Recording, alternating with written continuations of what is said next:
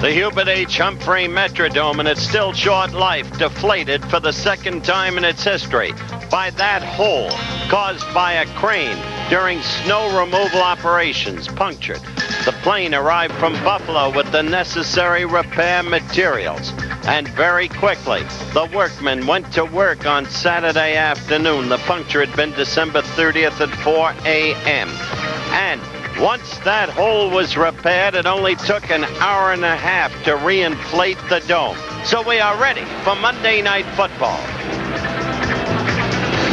And as you look at the interior of the dome and the roof, no evidence of the past damage. So we are ready, as noted, for the Cowboys against the Minnesota Vikings. Hello again, everyone. Welcome to the final wind-up of the wild, truncated NFL 82 and now 83 season. Now, this game does have importance. Nearly everything settled for the playoffs yesterday, but there is this unfinished piece of business. Should the Vikes upset the Cowboys tonight, they'll play here in the Metrodome next week against Atlanta.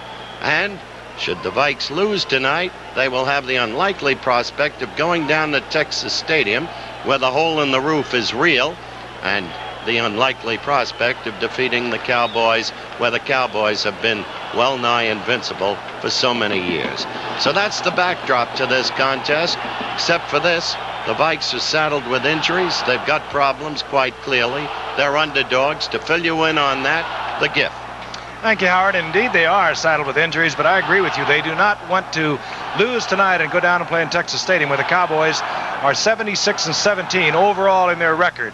But for the Vikings tonight, it won't be easy. They like to throw the ball with Tommy Kramer about 50 times a game. Ahmad Rashad is out. His career is over, by the way. We'll be talking about that during the game. Sammy White, their leading receiver, will not play tonight, we understand, although he might be getting a little bit of action. But Minnesota likes timing patterns. They throw the ball, as I said, about 50 times a game, and they really would need those outside receivers to be effective with the pass game. But indeed, they want this game. They want to be here in Minnesota, inside, with no hole in the roof next week. And if they can win tonight, they will have that. They will have Atlanta here. That would be a definite edge.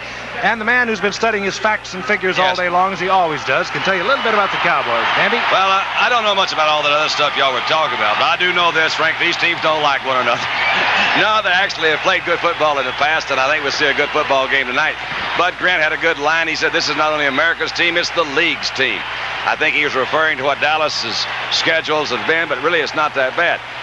Set to go now. The Minnesota Vikings will be kicking off to the Dallas Cowboys on the season. The Cowboys, who were defeated last week 24-20 in Texas by Philadelphia, breaking a 6-game winning streak.